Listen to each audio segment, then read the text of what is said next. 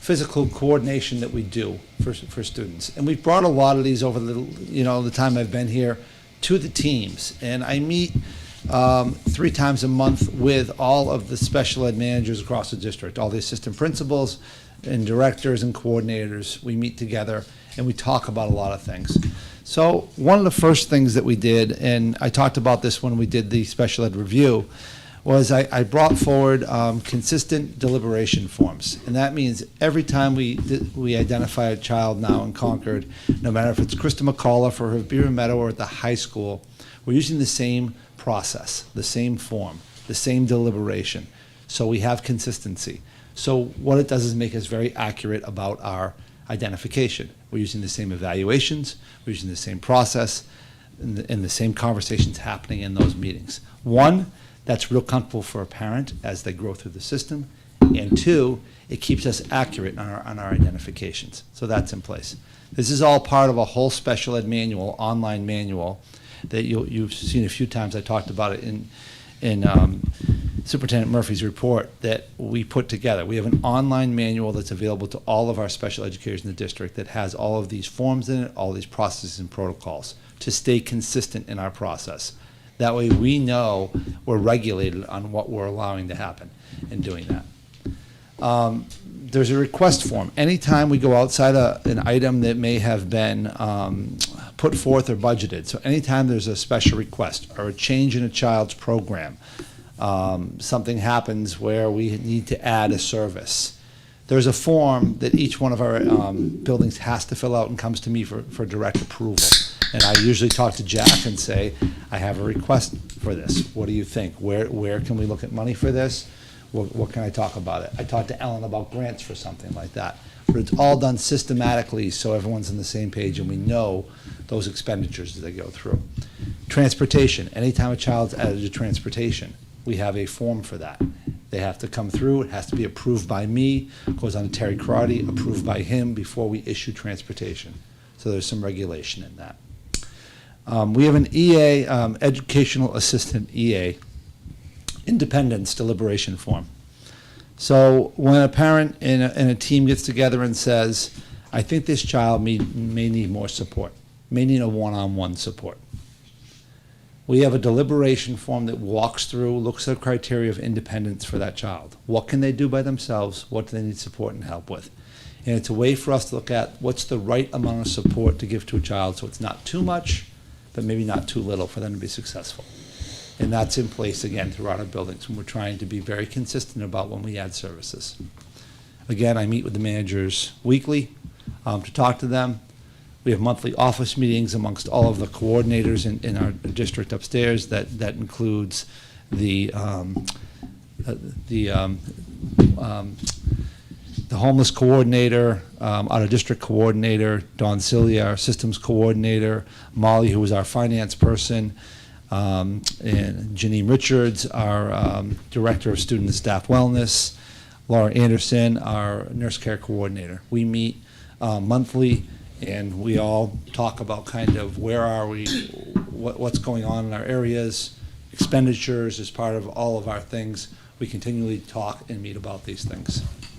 Grant monthly meetings, looking at alternative funding sources. Ellen and I speak daily, sometimes 7 times a day, but at least meet monthly, and we go through all of our grants together to make sure that we are expending, our expenditures are there, our maintenance of effort is there, and we're very on task there.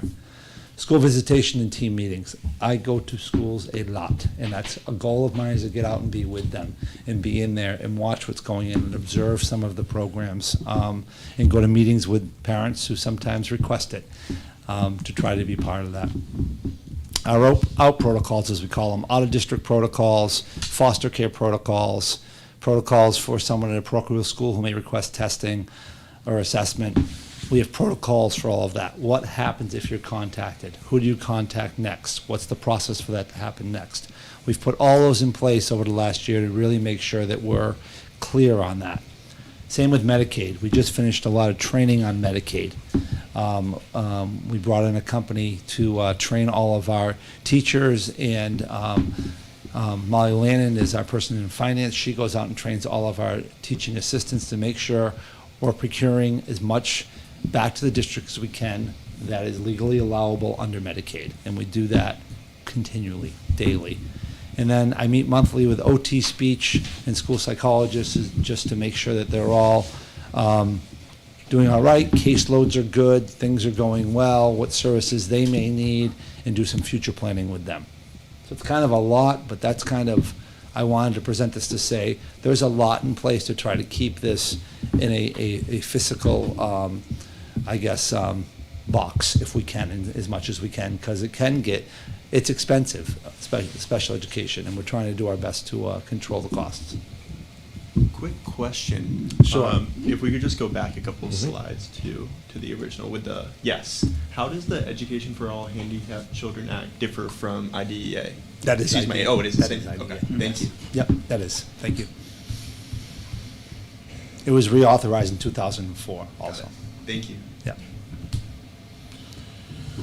So by the numbers, this is hard to look at, I know, but if you live in my world, you live in data. And I did this for trends to show you that Concord has done a nice job over the years, really looking at identifying. This has not increased much as you look at it.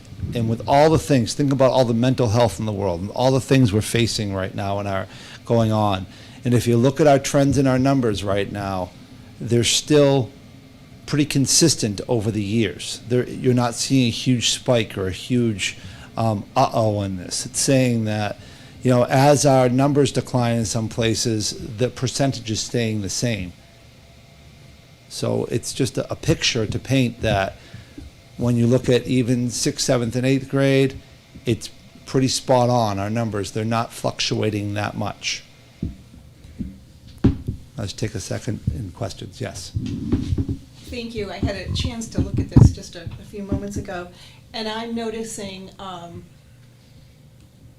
considerable drop-off from elementary to middle school in numbers of students receiving IEPs, and then it goes back up again in high school. So if I look at even 2021 for elementary students, it looks like it's 284. But then I go to Runlet in 2022, 23, and we're at 149. It's only 3 grades. It's only 3 grades. The high school's 4 grades. Okay, that The makes elementary sense. school's like Okay, 5 and then it goes grades. back up to in the 200, another 100 though, and Yeah. adding one more grade in the high school? Yeah, and you're also adding in some you're adding in students Adding other from students. from Okay, Deerfield that too. explains it. Yep. All right, thank you. And you double, there's 800 kids at Runlet, and there's 800 youngsters at Runlet and 1,400 at Concord, Yep. so Yep. you're gonna see an increase. No, that makes sense. Thank So, you. and that's when you look at the percentages, and you see the percentages look pretty even there, and they are staying pretty consistently. We're not spiking in Valley that much. It's not a huge increase over years. That's a good piece of data when you look at that and say, okay, so it tells me that we're being consistent with our teams in identifying students. So, John, that's part of the story. Degree of need, has that changed over the years? Yes, Because that's the other part of the story. that is part of the story, and we're going to get to start talking about some of those needs. Oh, you are, okay. Sorry, we get through. I didn't read ahead, honestly. No, it's okay. No, but and that's a very good one. And what you're going to see too is younger need. And when I get to preschool, my reason for the preschool request down the road, we're going to talk about younger need, and you're going to see the numbers tell you that as we move on through these charts. Quick question as Yep. well. So the numbers. If we could go back one Yep. slide, sorry about that. In the percentage of all special ed, I'm looking at 2018, 2019, doesn't add up to 100%. Is that just a calculating error, or are there numbers missing? It adds up to 98, I think. It's probably rounding up and rounding down. Rounding. No? Yeah. Okay. It's just rounding, yeah.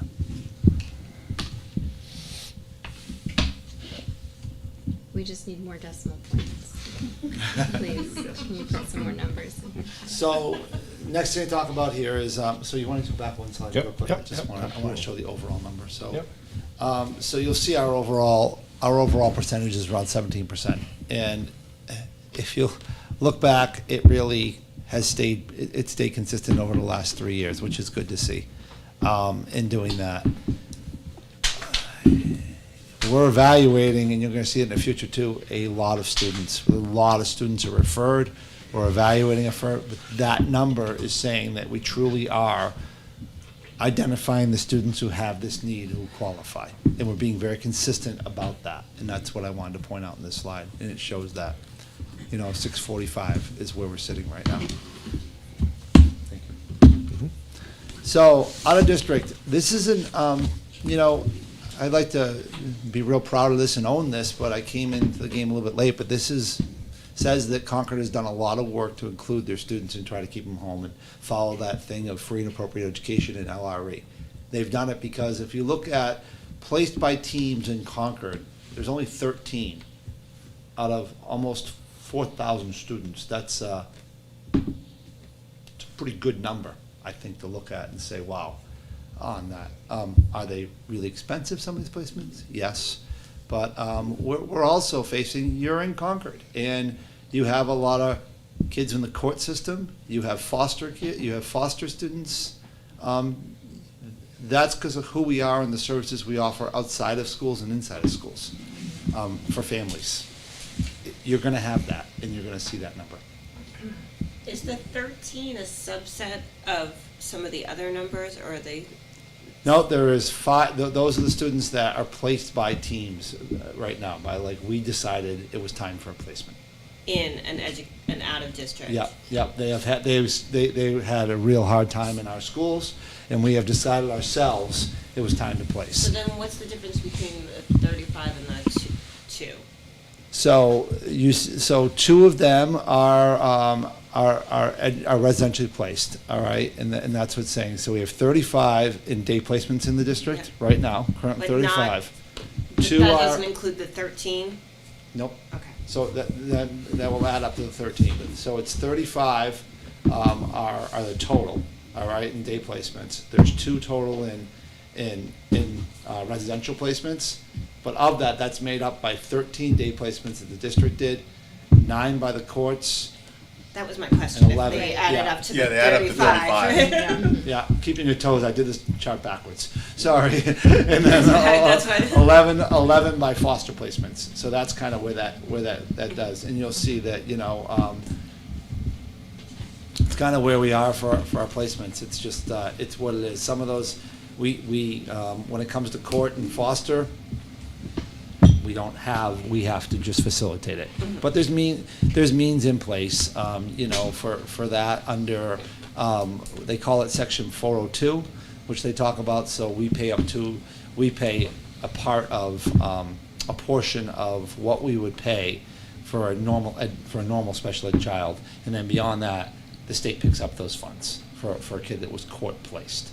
And then fosters, similar. There's a similar cost And to those fosters. are special education foster children who are Right. in day placement programs or in other districts? And day placement programs. Okay, thank you. This is just out of district schools, right there. Just to give you an idea about, okay, so what does that cost? I know that, listening the other night, I was trying to give you some numbers to this too. And, an in-state educational day placement, you're talking, about $56,000. That's the minimum. Average is around 86, and then maximum we pay would be 116 for a day placement. And then out of state, as you see, increases immensely, as you say. And then residential placements in state is where we are. Those are usually the costs that we're looking at. Annual. Yeah. Weekly. John, just a quick question. Out-of-state day placement. We're placing kids in Massachusetts or someplace? We on a haven't. day basis? The court does, and foster sometimes does. Yeah. Yep, that's what happens. A lot of commuting. That is. Yeah. That is, and buses are running sometimes up to $600 a day right now for us, so Sometimes the it's, transportation is not so different than the tuition. right, that's what we're facing right now.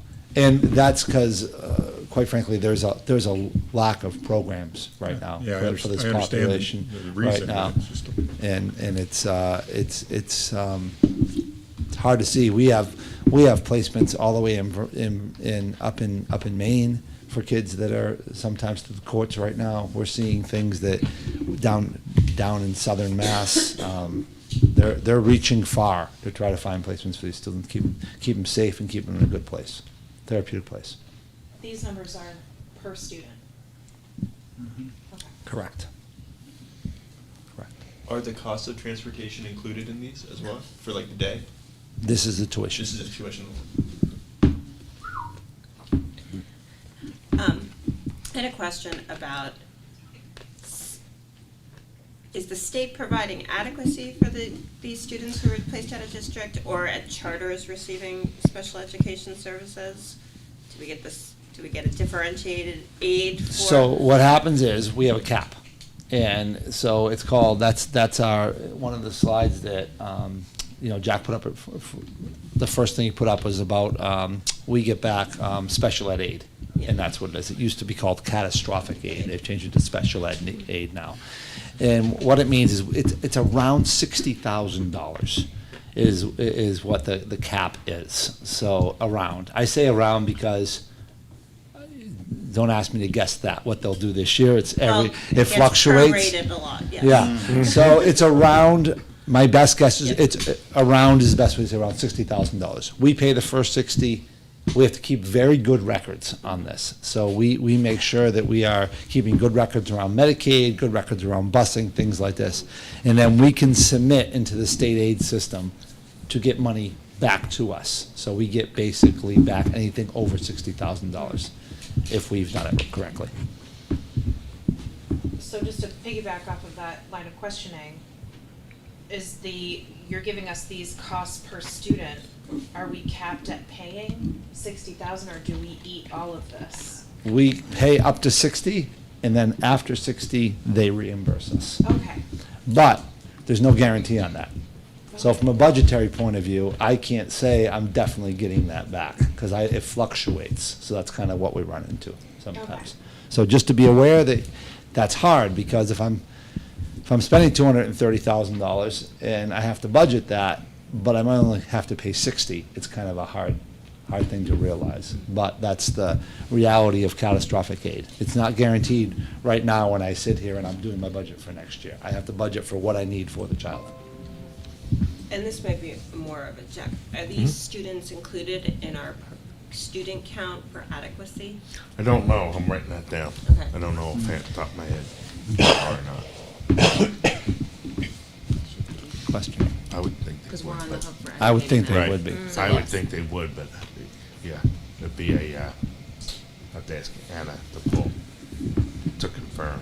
So another section of kind of that's kind of a number that has been a population that I think we have to continue to serve and look at our services. And I'm in the midst of a review right now with this. I'm working with I put that in the weekly report too, where I'm working with a company called Upriver, and we've put together an administrative team to look at our ELL services across the district. And you'll see again, our numbers are staying fairly consistent. They're fluctuating a little bit. They're staying pretty fairly consistent about where we are with our needs for students. We're looking at about 313 students who receive these services right now for ELL services.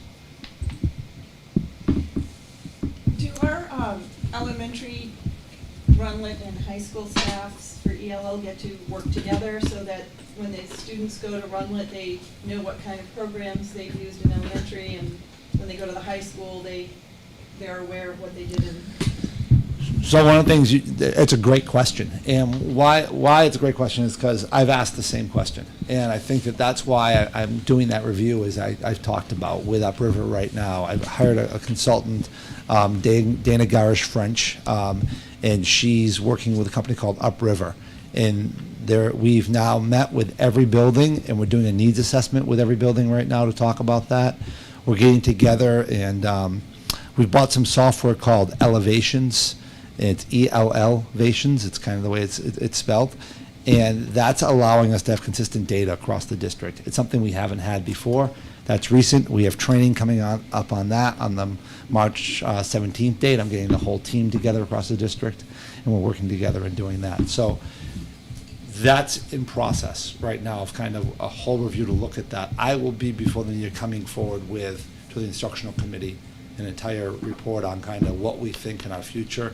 And then like I've done with special education, I'll lay out a 3 to 5 year plan about kind of, here's some things we need to be up, first of all, up to standard, and then second of all, moving forward and progressing where we are. And a follow-up on that, is there one person that sort of oversees the ELL program for all youth? It's you? Okay. Me. All right. So it's just another one of your full-time jobs? Yes. Okay. All right. Thank you. Mr. Fr- Yes. There, for some of these years, until recently, there was a pause in refugee resettlement. Unfortunately, do we expect these numbers to start increasing again? Do we have a sense?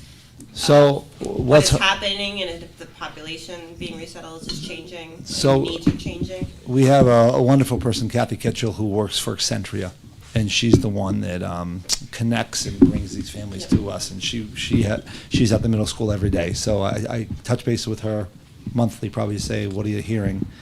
And what's happening is we are right now in a housing standstill right now. She used to just do Concord. That was her job. Now she has this amazing, vast catchment area to try to find placement. There's no housing. So the families are still coming, they're just not coming to Concord right now. So if something changed and we had housing, that may change. So right now, we're kind of landlocked on them, on finding suitable housing there. We're having students, though, students come into our school through some of the churches. They're coming through community groups. They're coming through some of our homeless population, unfortunately, are coming through, first-time Americans, and some are just moving to Concord. So we're seeing a steady influence, but it's consistent. So as we graduate, we're having new families come in. So it's pretty amazing how steady that number has stayed, I thought, when I looked at that and said, wow, it increased, but then it's staying pretty steady.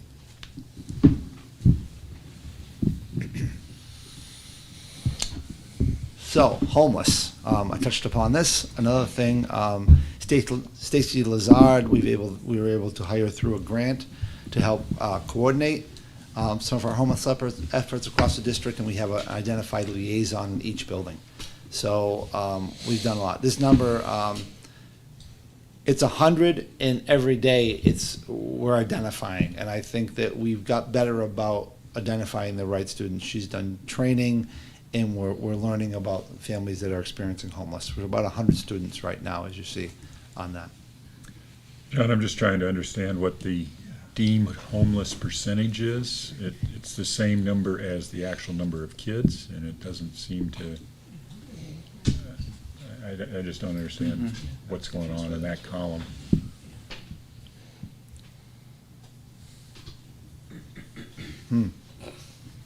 I think you have an error. I think I have an error there. Very good catch right there. I just think it might have just totaled up right there for some reason, and I'm not sure why when I was doing the calculation. But the bottom line is we've got 100 kids out of 3867, which is 3% of our Right. Oh, that is population. correct. Right. That should have, Out of 100. out of 100. At Abbott Downing, 12% of our district-wide. Oh, I see what you're saying. So it does make 12 sense. kids, 12%. Yeah. Okay. But you just got lucky there, because it was 100. Oh, man. They are based on 100. Gotcha. Yeah, it's Okay. because we Okay. just happen to have All right. 100 kids. I'm looking Yeah. going like, why did I put 100 there? And I was like, All right. I had to think about that twice. All right. Yes. All right, It's been a long thanks. day. Yeah. So, John, you didn't show us a multi-year chart of this. No, I did not. Is that number doubling in that time, it's holding steady at that time? It's increased a lot. It's higher. I don't have as much data on this that I feel is accurate. I know this is accurate because of what we put in place over the last year. Can I make a comment on that? Because we did talk a Yeah. lot about that last year, and that we probably were running around 80 last year. We saw an increase as the year went on, up to over 100 last year. Of course, numbers also change and vary as the seasons vary. Yeah. So I think that's something that you have to keep in mind when we see the spring come. We'll see that number increase because, they're at campgrounds and other venues. So there is a lot of fluctuation, but if you average it out over time, Jim, it's ranged anywhere from 80 to 120. Okay. Thank you.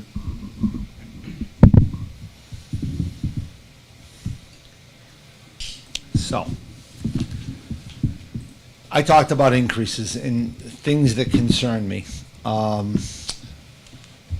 I'm just going to pull your attention to a number that it's an anomaly, it's sticking out. Number of referrals, elementary average. That 73 is a lot right there. So some of that is where we were for referrals. We had less. This year, we are seeing a huge increase. 97 in the, 97 you'll see in our preschool this year. 66 evaluations already done. We're in February. That's a lot of evaluations. 35 identified students. Of that, Mr. Richards, you said severity. I will tell you there is a very high autism population in that 35, to a point where, wow, and some of that is because of the fact that there was delays in care during COVID. Students weren't getting early intervention. They weren't getting what they needed for those 2 years. They were home with families, 1 to 2-year-olds. When they turn 3, go to the doctor, here we are. We need to get some support and help in. And we're experiencing that right now. These newly identified students ineligible, many of them are coming without a typical 3-year process of services would happen. Typically, we'd identify very early. They'd have a couple years of early intervention. Then they come into our preschool already with EI involved. No, they don't have employees. They're struggling themselves. They've gone through the pandemic. These students haven't had a lot of services right now. So it's a concerning area for me, the preschool area right now, because those students have a lot of needs right now, more than we've seen. And this is not my area of expertise. There's many more people on this board, but I think I know that, missing those early years carries through for a very long time. You are correct. You are correct. And then when you're seeing that same anomaly happening in the elementary schools right now, although there's been 73 referrals, only 27 of them have been evaluated. So parents are very concerned. And I'm hearing, we talk a lot about this. Parents and teachers are concerned. Kids aren't making the growth they hoped they would make. So what do you naturally do? There's been failure, you refer to special ed. Our processes are in place to do that. We should refer because it lets us do file reviews, brings a team together. A lot of good processes happen when you refer a child. However, only 27 of those 73 actually move forward and actually assess, because they said it's not really a student with a learning need. So we haven't moved forward with those. Out of those 27, which is good, 20 of them were identified, which says you're doing the right thing in your referral team because you've only put 27 kids forward and only 20 of that 27 were actually identified. So that's pretty good. It means you're not over-testing. Yes? Is there a pattern in the age range of these 73 referrals? Are they older kids? Are they Mostly younger. They are. My concern right now, and I think that is in the paper, it was in the, I think it's been in the Wall Street Journal, it's been everywhere, in the Times.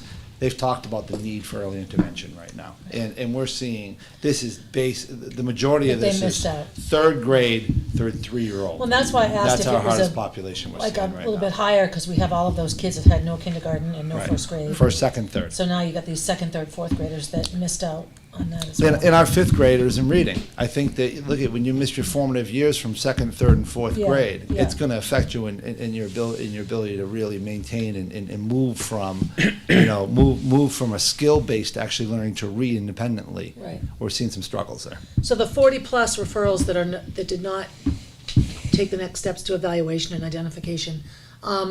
Was there a pattern in was it learning issues? Were they behind? Was it social emotional? Was it Everything. just Everything. But, And I but think not that identifiable as a learning. there's other things too. There's Title I services, a lot of services in place for these Yeah. students. It's not like we said no, and they're monitored, they're through the child study teams, they bring them up and look at them again. They're watching them closely. We're doing data teams 3 times a year on all students, so we're watching and Now, monitoring. the other, are staff members and teachers feeling more comfortable referring? I mean, I know sometimes you can get into that learned sort of like, well, no, nothing's gonna happen anyway, so referrals often don't get made. Are these coming from like teachers or parents or? All. I Like think maybe they're there's just a coming better from- process Some, of- some are driven by our data teams. I think some are, we're doing this, some of our data teams saying, looking at the data, we're concerned about growth. Right. So let's look closer, and then when we look closer, we say, no, let's continue interventions. I guess where I'm going with this is I don't want us to think 73 is, oh no, oh no, oh no. To me, it means people are really paying attention. Yes. And saying, hey, you know what, I have a concern here, let's take a bigger look. Thank Which you. is a good thing. Thank you, that was one of my points, Okay. thank you. It's a good thing that we're looking at students doing that. It's just alarming that we're seeing a huge increase in the number of kids who have needs. at our Well, I think younger that will, Yeah. Stacy? So, one of the questions I have when I see that 73 and all of those, actually, those higher numbers, is I know that when students are referred, we like to have the school team do the evaluations, but those are also the people that provide the services to students who have already been identified. Mm-hmm. At some point, do we need to have a testing team and a services team just to get some of these numbers down so that we can identify more quickly? yeah, So- I lost a lot of instruction time testing back in School the of day. thought, school of thought there, and I've been in a system that had, I've been in both, and I think that one system had a testing team that went out and did it and stayed consistent with our evaluations. Concord has done a lot of work with formative data, and they've done a lot of work of looking at kids, and as you know, as a former educator here, a lot of work about authentic assessment and looking at what kids can do and be able to do. When you have someone that doesn't know the child assessing, sometimes you lose that ability to look at that. So it's a toss-up in some ways. So I think a balance of both, and I think at the elementary level, the amount of assessment too is very different than you would have from a full educational eval, maybe at a higher, like at a high school kid with maybe some emotional disturbance and things like that. You're going to do a lot more. This is a basic first evaluation.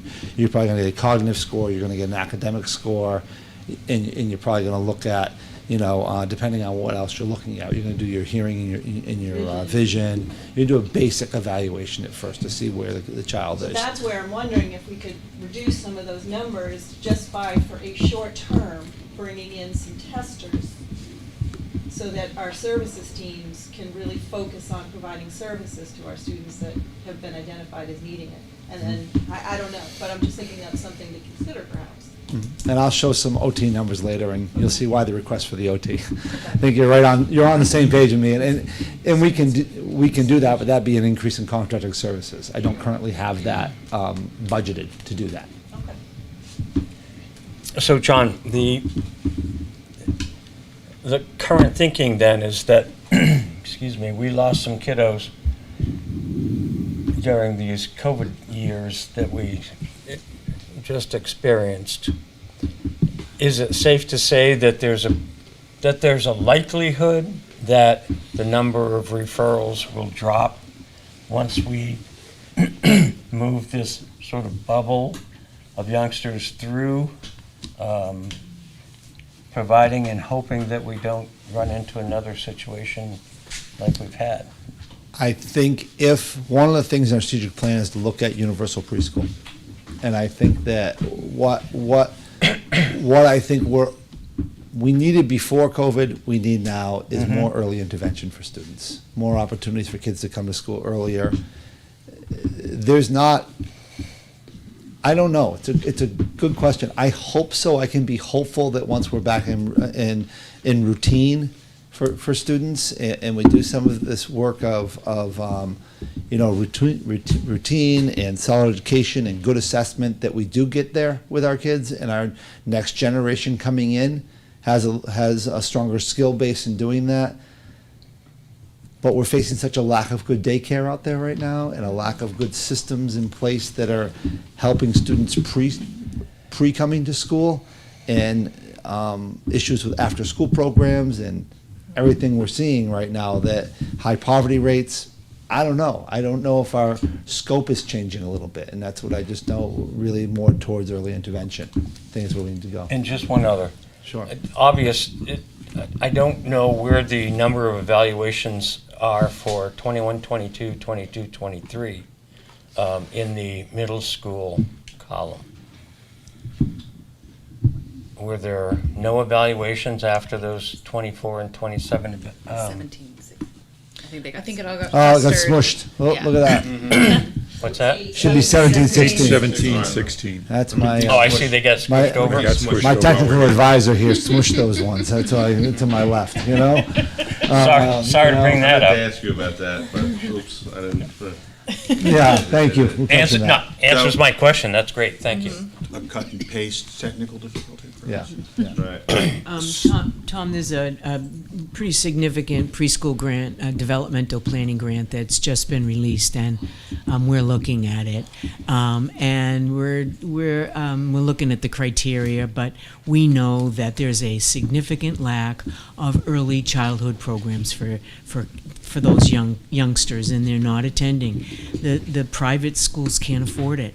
It's expensive. They can't pay their employees, and many of them have shut down, leaving a void for those young kids to be engaged. Whether it's just one day a week or 3 days a week, they've lacked the opportunities to be in those kinds of settings, and so we've seen it. Today was a great example. We were at a school looking at their their winter data. I'm jumping the gun here, and it was amazing. I was shocked to see where the kindergarten kids were.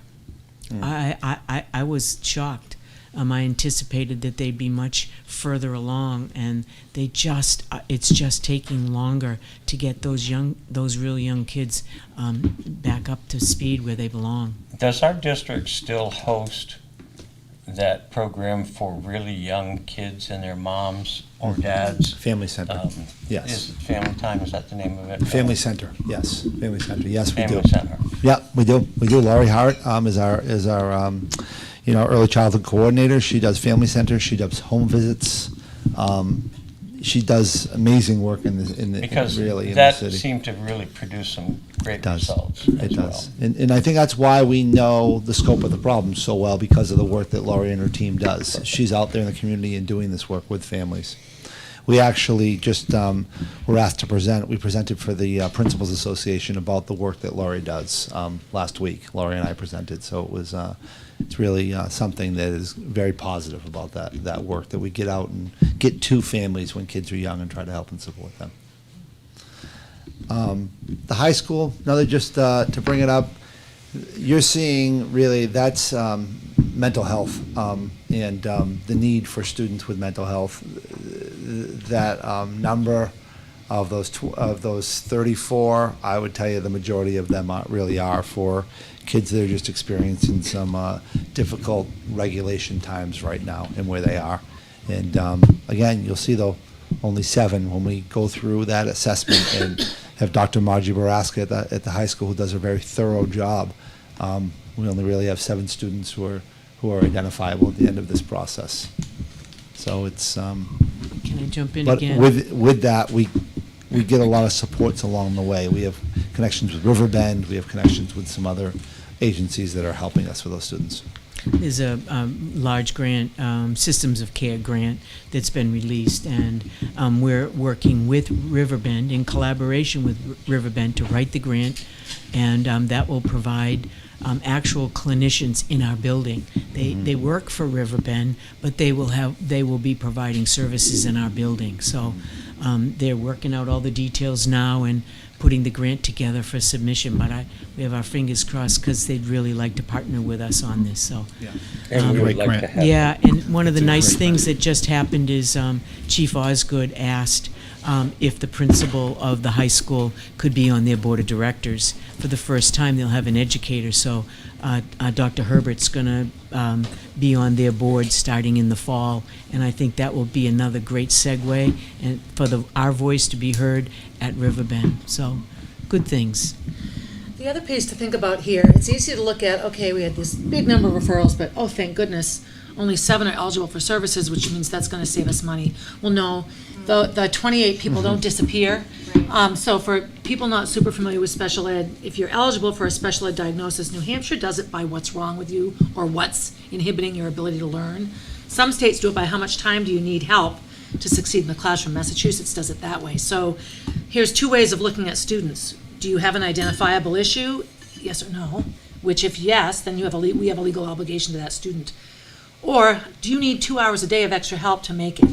And lots of those kids don't meet the identification. So grants like you were talking about, or systems and programs in our schools become all that much more important, because just because I don't meet the list of qualifications doesn't mean I'm doing okay in school. So this is where we can. Right, and Kim touched upon this the other night too. We talk about universal design for learning. Right. And it's when every kid gets what they need. And that's really what we have to really look at. How do we universally design our systems so all kids' needs are being met? And that's the future. To follow up on Ms. Hastings' question, not to go back, I know school psychologists have been pretty strapped and stretched thin the past couple years. So I guess what jobs are not able to happen right now because people are in this reoccurring cycle of referrals and screenings and evaluations? Because I know some work definitely can't be done then. So is our infrastructure not appropriate, or? Big question, and I think that, to that granular of, I think it ebb and flows. I think that there are certainly times when we have a lot of referrals in the plate and the time's clicking and we got to go. But then there's other times when maybe not so much. When you look at the preschool, they're on a roll right now. When you have that many, they're going all the time. So yeah, are they having to balance between services and doing that? And yeah, I think they are in doing that. So, yeah, do I have it currently budgeted? No. Did I ask for it? No, because I'm kind of hoping that this wave does subside a little bit in doing this once we identify some kids and we move forward in doing that. If not, I'll be back asking for more. I'm watching these trends, and as you see, I'm tracking them consistently to hopefully make those decisions. I'm looking at what we currently need now. Are the workloads hard? Yeah. Is there a lot of assessments happening? Yes, there is. Do I feel it's manageable from the staff we have currently? I think so. I'm saying that, I think so. I'm not them on a given day. I'm looking at them and observing numbers. Concord we just did a whole special ed review, and one of the things that we did have pretty well was a good school psychologist in every building. That's rare around our state, and it came out when we did our review to say that we are really well equipped there in doing that. So we felt that those services were good. So based on that data that we just collected last year, we haven't shifted and changed that much because our number hasn't changed. So we're still there. John, is this similar to what other school districts are seeing? And Oh, yeah. if so, is the state doing anything from their Department of Education to assist us? Not that I'm aware of. I just thought I'd ask. She's so cute. Thank you, John.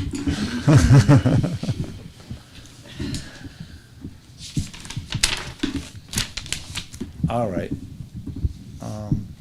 So here's my need. This is the first need I'll get to. We talked about preschool. This is a projection for if you were to approve the preschool teacher for Abbott Downing School, it would bring universal preschool to Abbott Downing School, which would put it in 3 of the 4 elementary schools that could have preschool, would have it. It would put preschool on this side of the river, which we don't have in one of our buildings right now. And it would allow us to meet the needs of this growing number. So as you see, the layout we currently have at BMS, and you want to click down one more slide just so they can see the whole picture. And in MBS, it's all there. our grand total of 157 students we look at, grand total of 84 identified students looking at projected for, this is what we know as of right now, next year. That's not a projected number. 84 we know we'll have next year in our preschool. And what are our total allotted slots? You're out there. So we have to be creative, and we do things like a 2-day-a-week speech group, or we do a play group for kids as we, one day we play group. We go out to the local providers and provide speech services or OT services out in the local providers. We contract five slots over at Woodside right now. We used to have others, Eastman School and a couple others, but they don't have capacity to be able to support us right now. They don't have the employees. They've limited number of kids that are childcare's coming suffering. in. Yeah, yeah, they're suffering right now. So we can't even buy slots in their places. That's how much they're suffering right now. Right. So this is where we are. Even with the addition of Abbott Downing, So we'll lose the revenue of non-identified students that used to come to preschool. right, but for Crimson Tide, yes, the Crimson Tide preschool will be no more. Although our normal preschool that was at Conant School and used to have. We still 50, tuition those 50. in, so you Oh, see, but we're still. special ed kids didn't need tuition. No, but the tuition kids in, so Oh, you it's, still have space for them. That's yes, So yes, some kids pay tuition if you're not identified, but if you are identified, you don't pay. right, Correct. correct. So the more, but we're obligated to provide services to those identified kids, so if we don't have Right. room, 3 and 4-year-olds, we have to do the services, so this is our proposal. This would replace the Crimson Tide preschool that's run through the CRTC right now. It would be more of an integrated preschool, would they still use it as their, and they'll still use it as, Yeah. they'll still use a demo site, they'll Right. still do it as a demo site for their educational students, and our hope is the students go district-wide, all of our preschools, that's our hope, and from the CRTC. And I've been working with Ann Fowler a lot to talk about this. We've met several times and tried to look at what the best solution for this is. Go back I up, Jen. see that we're still using Woodside. Yes. Would it be more financial sense to bring those students in-house rather than contracting out? And If I had the room, yes. but if we're adding room and we're having tuition students, I guess is it about the classroom mix? Why wouldn't we bring those students back into the district? Sometimes, I don't know if I have capacity not to keep those slots right now. Okay. And budget them, because I'm nervous, because this is if you give me a teacher. If you say no, well, there's classroom, then like I if you have only to, fit 20 kids in then class. I still have to keep that Five in place. slots, and another Yeah, but place we're is taking 25 12 students. tuition students, that's why I'm asking. Oh, I see. Yeah, Um, yeah. Could we get a breakdown of sort of the revenue versus expenditures for the proposed programs, altogether? So what do we bring in from tuition? What are we bringing for tuition? What are we Hold on. spending Do you have on the it? question? 35,000. 35,000. And, Woodside costs 25. well, and that, The so, teacher's 112. so, Yeah, we'll put it all together, but Thank you. it's going to be very. Yeah. and I You guess don't- if you we don't make fund, money on it. if we fund, I didn't think we made money, I'm just trying to understand if we fund the program, would you give up the slots at Woodside and bring that revenue back and cut that line item? I could, Okay. but then the thing about special ed, what happens when I go over the number? I'm gonna be calling Woodside, Yeah. mid-year, next year, and talking to you. I'm just trying to Okay. project That's what's what I was happening. getting at. It provides an extra number of slots for kids. Yeah, And how many families are gonna be losing childcare if we close down the Crimson Tide program? well, hopefully they can, the 4-year-olds, still, the ones that are 3 now, still come to our program as 4 next year. They just go to Abbott Downing rather than. No, they stay at Abbott, they just tuition in as one of the tuition students. We'll offer them the opportunity to tuition in. Won't be as many days. Well, That's the only thing. So, They'll lose a but the day or Crimson two. Tide, like, it's full time, right? For a No, lot- it's only till noon. It Yeah, was cut back 2 years ago. Okay. yeah, yeah. So it would be, maybe not the same number of days, but it would be more of a, not a full day program. Right.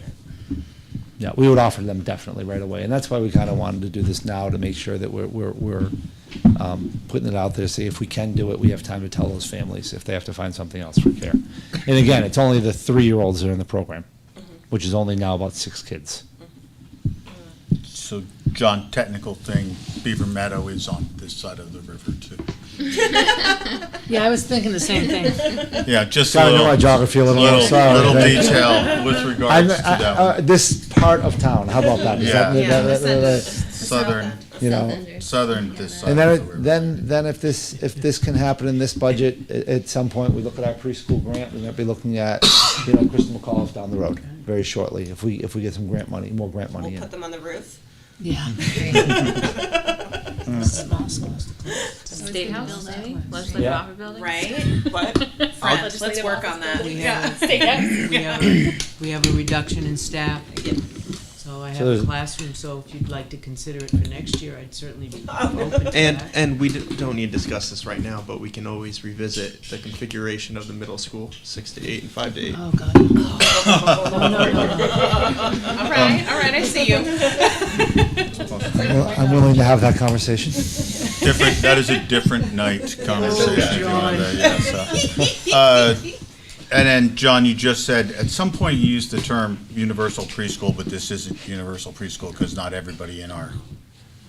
Eventually. That's a whole different beast. For those people listening and watching at home, this is not universal preschool the No. next year or two. Nope. Sorry about that. Tried to slip that in, John, didn't you? I will add, though, that the return on investment for early intervention on a public level is exponential. Yep. Throw that in there. So occupational therapy, I think I had a couple questions around caseloads and assessments and everything else.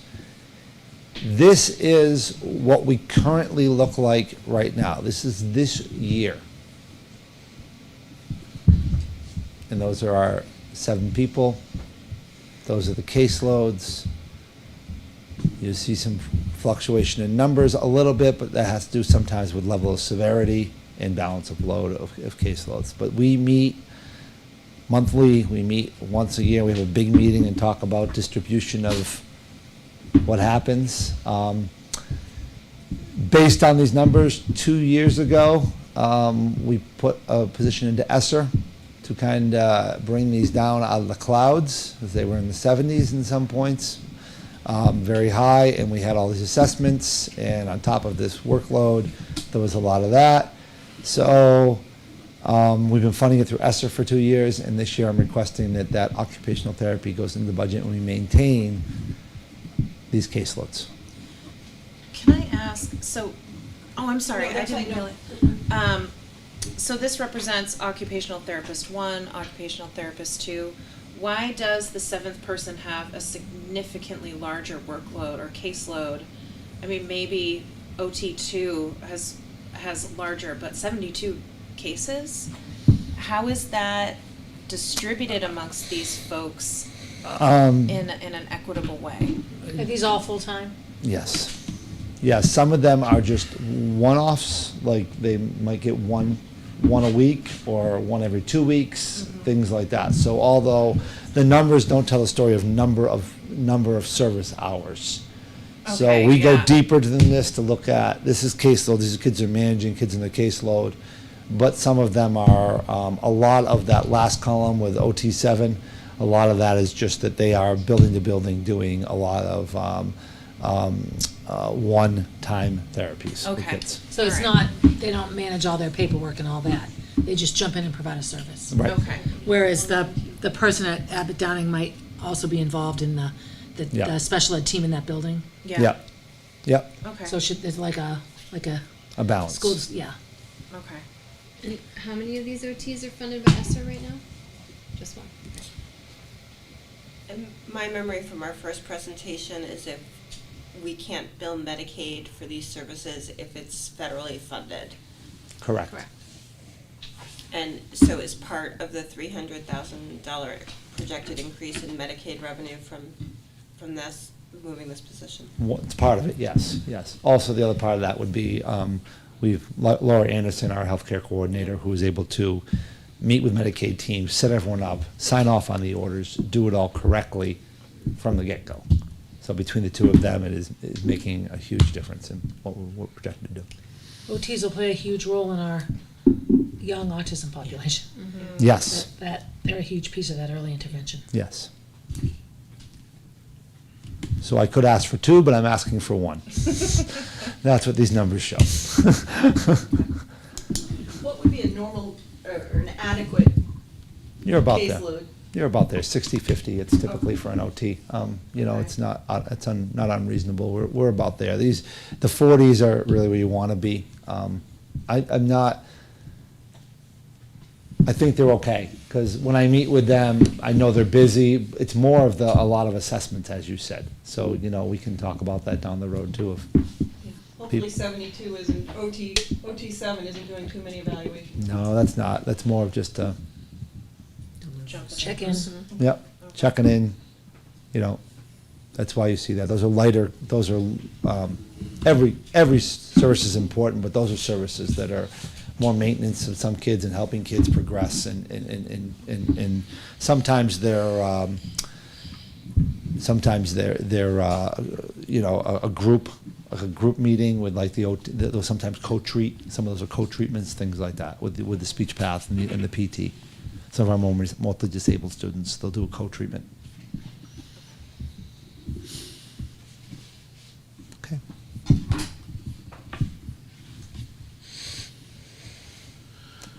Now, we talked about this too. Mr. Richards, you brought up the severity of need. So this is something that I think Jack has said, I never saw this before, and I think we've had this conversation. Pre-COVID and after COVID, we have been starting to see a lot more kids come to school with more medical needs than we've seen. Seizure disorders, feeding tubes, a lot of diabetics, more diabetics than I think I've ever seen across the board. Like juvenile diabetes? Yeah, and you add into juvenile diabetes, you add in sometimes a language barrier, you add in some other mental health disabilities and other things. It becomes a situation where requiring our building RN to handle that and The whole what school, we have yeah. just gone through with the amount of sickness and COVID and everything else we're going through wasn't manageable. So we had to add some supports. Our goal is to move away from where we have the extra RNs. I think that with bringing in Laura Anderson, who is a nurse practitioner by trade, she can oversee LPNs and LNAs and directly service with them, so we can move to a little bit of a, based on what the need are of the students, some lesser degreed person to perform the same service with her oversight, and that's how the medical world works. They have these hierarchies to things. Gone are the days of the school secretary Right. being the nurse when the nurse wasn't in the building. Yes. Yeah. Yes, and I think it's because of the severity of needs of what we're seeing. So this is, again, it's we want to be inclusive. We want kids to come to school. We want to help them, but we also have a safe environment, and the law requires us to do that. So this is the balance, and the nice thing, again, I'll refer back to our healthcare coordinator, Laura Anderson. Again, she's used to own a practice in town. She worked with first-time Americans. She understands, she knows the scope of the local doctors in the area. When we get permission from families, she can speak directly to doctors about students' needs. We're more accurate than we've been with her position in place. And this is year one of where we are. We're hoping to move, like I said, towards more LNA and LPN support as the next year rolls around. Maybe I'm not understanding something, but Beaver Meadow and the high school have nobody? They don't have extra supports more than their regular nurse in the building. Okay. They don't have the need for the students at this point. And the high school has 2 nurses, so they're able to do some of these things. So does that vary year to year? Depends where the kid goes, yeah. Yeah, some of these kids will end up in the high. Next year, actually, there will be a change in that.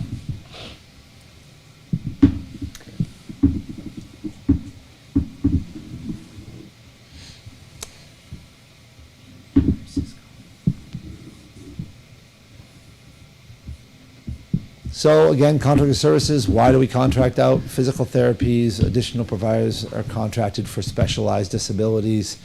Clinical psychology services, sometimes I need neuropsychological evaluations done, mental health work, things like that have to do it. Outside assessments, sometimes parents ask for an outside assessment and they have a right to it. We can do that. William White services, and attorney fees, hopefully not too much. What happens? This is, again, Bill White services. This stays consistent next year. I'm not projecting any changes in this. He provides things from autism spectrum disorder, emotional behavior supports, and then you'll see he does building-wide things with behavior specialists and all behavior supports in all of our learning lodges and our support rooms across the district. So grand old total of $908,220. He services children in all buildings, yes. All buildings. All buildings. At some point, again, we'll, this went out to bid a few years ago, we'll put this back out to bid. I'll tell you, from doing this 10 years in another district, this is a pretty good price point at the bottom of that, and one of the other agencies that you work with that provide BCBA services and all these things. So, Jack, I'm sorry. No, go ahead. Without naming names, can you, when this went out to bid, there was a figure that is out there that the next bidder came in. Double that. Yeah. Double that. So for people who are at home listening or watching, it's important to know, because this has been a contentious item over the years. One of the Yeah. first things I did when I came here was to go out to bid for this. And Barb, you were on that committee, you and Gina, and we interviewed, I think, 4 or 5 different outside agencies, and we were blown away by the costs associated with their services, doing the same thing as Bill White's business. So The other thing with Bill is he's been around forever. I know that isn't always necessarily a good thing, but as the needs of children have morphed and, we're looking at a very different student population than we did 20 years ago, he's grown with it, especially in our district. I mean, when I taught at Walker in the 90s, we used Bill White's services for our 3 autistic children, or children with autism. So the other piece with that, I remember on this committee, was just looking at these amazing new companies providing services, but the history with our own district and just the smoothness with which the services are given is also a huge, we get good bang for our buck, and it's a big buck, I get it, but it's not perfect, but it's, And I think we could that- pay a lot more for a lot less. But I think we ought to look at it again, though, at some point. Yeah, always. Go back Oh, out and say, absolutely. what changes and what's changing in our population that we may have to look for, what's our balance, and where are our numbers of kids and what are the supports that we need to bring in? And does that change? And Yeah. when we're doing grants and partnerships with Riverbend and things like that, do we have to shift our type of service? And those are questions we're gonna have to ask ourselves and look at it Yeah. down the road. But for now, I meet with Bill and his lead BCBA monthly, and we talk about kids and programs and shift where we have to shift, but it's all within that number right now. You said the number was the same as this year? It hasn't, yeah. I guess going back to our discussion on autism needs and growing demand, is there more we should be doing with that population to help them grow better later and save us some money later as well? But, are we doing everything we need to do to help get them to a place where they can learn successfully? As I'm projecting right now, I think we're here, Okay. because I'm gonna have some movement within that, and I think that, there's different pots in that contract, but the bottom line stays there. So I have some, Bill and I are talking about a lot of options within that. And if, so I may also, at some point, if I needed to adjust and move, I would also look at some of my grant money too, and what's out there for grant money and things like that we could do, because it's not supplanting, it's supplementing something we're putting up $900,000 for. So some of those things I do often throughout the year, have a move in, have a kid that changes, have a move out. I have to have that flexibility. And right now, in February, that looks like I don't see a huge change in that, or I would have brought it forward at this point.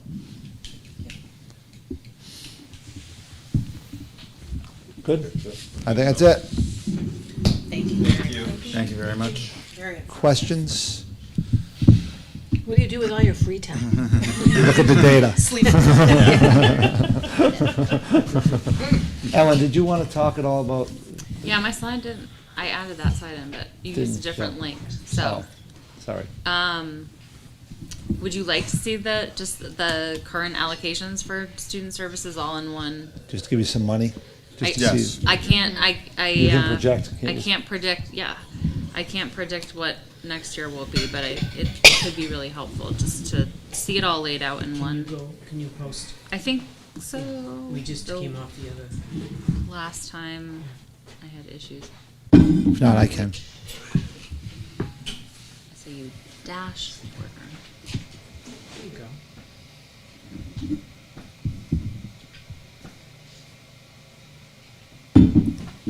This always reminds me of Netflix loading.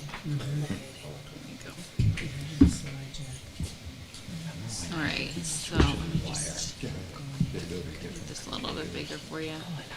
Oh, come on. Oh, it went through the whole one. All right. What did I say? What slide it was? 11. Oh, I remembered that. Come on. Well, fun fact, Ellen's brother and I were in a lot of the same classes at Concord High. Daniel. Oh, yeah. Fun fact, I was Ellen's health teacher. Ellen's Concord. Ellen's brother works in the district now, too. That was a fun quarter, just asking. Now he's working at Broken Crown. Yeah. Yes. Oh, you missed it. Yes. It's like delayed. There we go. All right. Yeah, the Desmond family is very happily, very engaged with the Concord School District. 4 out of 5 of us have worked for the district. So that's pretty good. Yeah, so. It's fine. It's transcribed. I don't know why it's doing that, but Closed it's captioning. good. Closed captioning, yeah. We better be careful. So I put the FY22 numbers up there because, with the exception of Title I funding, that money carries through the first quarter of FY24. So it's just important to get a sense of it because we're not comparing fiscal year to fiscal year. The entitlement funds, again, with the exception of Title I, as well as IDEA, are 27-month funds. So we can expend them for 27 months. We get it in July, and then we have through 2 Septembers after that to expend. So as you can see, some of that money will be carrying over. So there is overlap between grant years, and that's why for the first quarter, I feel like I'm running around with my chicken with my head cut off because we have all of these grants open because of that overlap.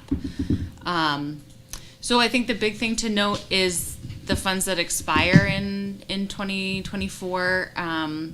All of those ARP, you can see those for ARP IDEA, ARP preschool, ARP homeless. There are 2 ARP homeless arms, and those are going to start to expire, as well as you know, ARP ESSER, also known as ESSER 3.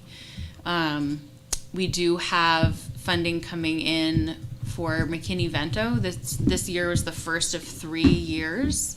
That money is appropriated through the McKinney-Vento Homeless Act, and because of our increase in homeless numbers, we've been awarded a small amount of money over the next 3 years. So we can anticipate that around 56,000 as well. My best guess for FY24 funding, appropriations or allocations, I think things will stay pretty level funded. Our free and reduced numbers, we're getting back to kind of the norm, and that, as you know, kind of dictates the Title I funding. So we have been pushing schools to push families to fill out those forms. The Department of Education is also now using the June end of year count, which is to our benefit. It's a more accurate number, but it also allows us to count those students who become eligible for free and reduced lunch throughout the year versus what they used to do as an October 1st one-time count. So I think that will help us. So there's still time. If you can urge the families in your constituencies to fill those out, even if they don't think they qualify, you never know, they may, and certainly those numbers help. Title III, our funding has gone down, but that's because our ELL population has gone down over the past year, and we've had a lot of kids graduate from needing ELL services at level 3 and level 4. So that's a positive thing. And which is hard because Yeah. they don't qualify for services anymore, so our numbers go down. But there's still students that are learning our culture, That's what learning we our talked about needs, before. assimilating Yes. into our district, and we lose less money to help them. It's It makes really no sense kind that of, way. it's really hard, that number. Yeah, the formula is, you're not looking at need necessarily, you're looking at standardized test scores. And that's where the dollar figure comes from, unfortunately. But we can use Title I services for those student needs as well. So that's the braiding and the blending that we do, are for students who are experiencing any kind of need at a school-wide school. I anticipate our IDEA and definitely our IDEA preschool, if we do have more identified preschoolers, then that allocation will go up as well. And I think I spoke about everything else. Thank you. We should know hopefully by April. I can come back to you and tell you what our entitlements are set to look like. Even if it's preliminary data, that's the aim. It could be as late as, if it was like this year, it could be as late as August. And Ellen and I work very well together to spend every dime of that. Oh, yeah. We appreciate that. Free and reduced lunch.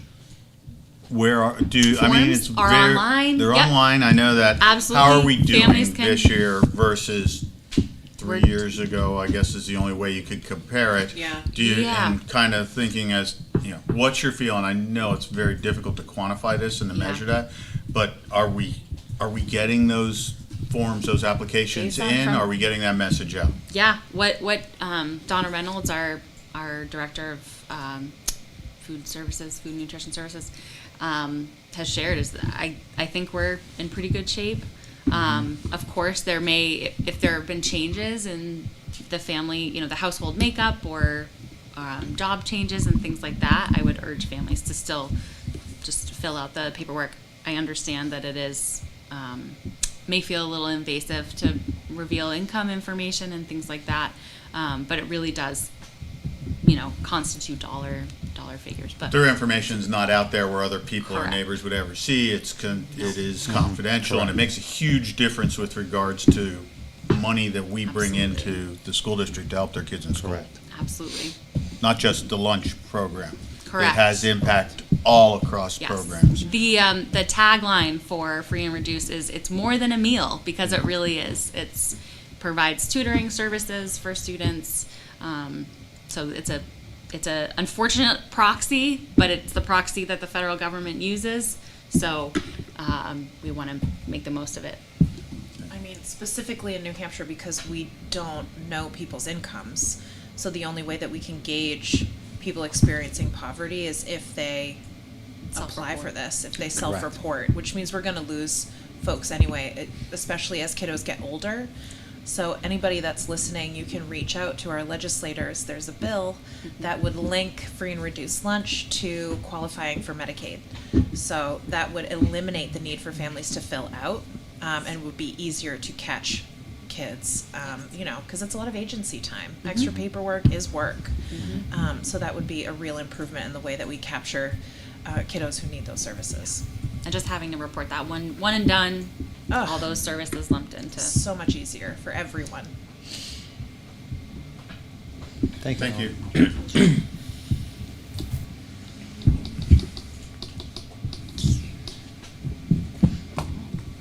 Jack, here's your moment to tell people who to bother. Absolutely.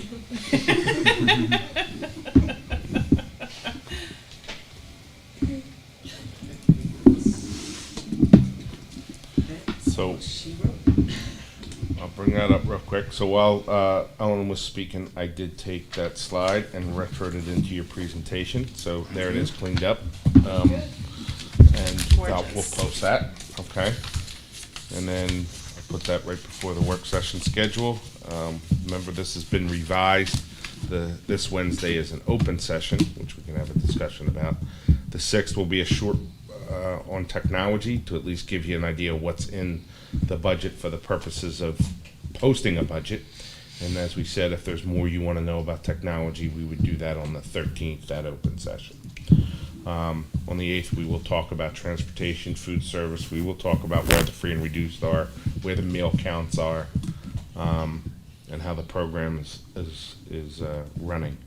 So that is the upcoming sessions. The information, budget, bottom left on the website. These presentations, if this one's not there, it will be in the morning. And if it is there, it's going to get corrected anyway, because now that you've seen it, this is it. And then we put the minutes, the presentation, and the videos as we get them. We post them out there. And these are your new besties right here as it relates to your budget and your dollars. So, okay? Very good. Mr. Dunn, are you finished? I am done for the moment. And Mr. Fabrizio, you're finished? We have a non-public session this evening. Is there any business before we go into non-public session relative to the budget presentation we saw today? Well, just if we need to discuss what the open session for Wednesday, Yeah, sure. Let's discuss it now then. are we gonna have, do you think you'll have answers to some of the questions we asked? Is that, Yeah. We figured we'd start with that. We'll revisit the curriculum presentation, bring that back rebooted, and then answer whatever questions we can. And what we don't, we'll have a list of stuff that we're still working on. Does that sound all right? That sounds great. Does anybody have any specific questions other than what we've already asked to have them work on for Wednesday? Let's see if I can do the one No, thing. for Monday, is 30 minutes enough time for technology? Or it's a start. It's To start. Okay. And we'll Yeah. do the next session too. Thank you.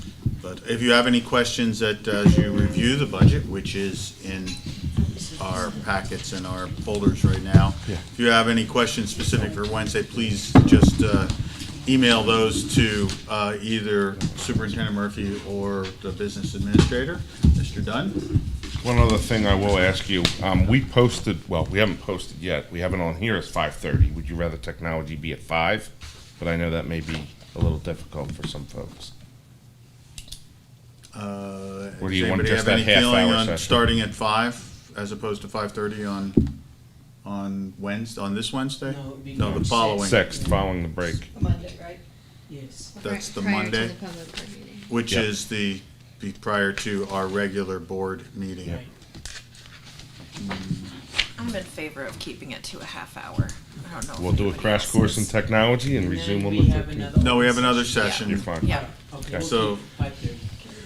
So we do want to be thorough on Yep. technology, Yep. but if we need to spread it over 2 sessions, we will. Yeah, it's not as big of a draw as it was last year, as you know. That was a big ticket item. Well, that's So- always good news. Thank you for that. I have also posted the preliminary line by line. So, people can, this is posted out there.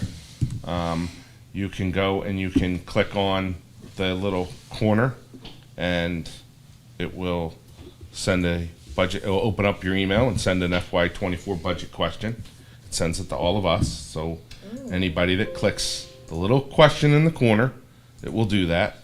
They can also, Tom, since you're at the, say, let's get the new guy, which is really not the new guy, but, you know, there you go. It'll already open FY24 budget question, and all they gotta do is shoot away.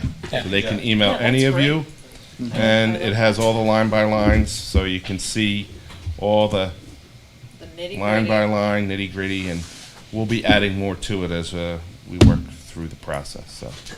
All Thank right. you very much. You're welcome. Thank you, Mr. Dunn. It's not It's also quite, in your Google folder. not quite as good as the year where you had sort of Oh, the the little magic point and click? calculator. Yeah, I that call just that did- the Happy Meal year. Yeah, that was great. Yeah, I got You worked. You had a lot of free time to do programming. Yeah, you could just pick, and the text, everything just dynamically changed. And I kind of felt like, give me a number 2, and number 9, and a number 7. I thought, what a fast food this thing. The dashboard years. Yeah, Yeah. the dashboard, yes. Dashboard year. I had that internally, but I don't yes. think anyone not was on the with a board button. yet. When we had my first term on the board, it was a binder. Oh, I remember Big that. giant 3-ring binder. I actually still have like 2011 in my living room. I'll bring it. It's a huge, gigantic binder. You can use it as a And then you'd open up pages would come out like this, and you'd need like a Fire microscope. Exactly. Oh, it's not a microscope, The, a magnifying glass. Sounds good to me. The- You want to be No. Yeah, I think only you. The trees in New Hampshire appreciate the fact that we Yeah. don't do that Yeah. anymore. They came down on a dolly. Would I'll make a someone- motion to move into non-public subject to RSA 91A:3, matters which, if discussed in public, would likely affect adversely the reputation of any person other than a member of the public body itself, unless such person requests an open meeting. This exemption shall extend to any application for assistance or tax abatement or waiver of a fee, fine, or other levy if based on inability to pay or poverty of the applicant. Thank you, Mr. Weinberg. Do we have a second? Second. Seconded by Ms. Walsh. This will be a roll call vote whenever you are ready, Ms. Hastings. All right. Ms. Robinson? Aye. Mr. Cotton? Aye. Mr. Croto? Aye. Ms. Higgins? Aye. Mr. Richards? Aye. Mr. Weinberg? Aye. Ms. Walsh? Aye. Ms. Meeker? Aye. And I vote aye.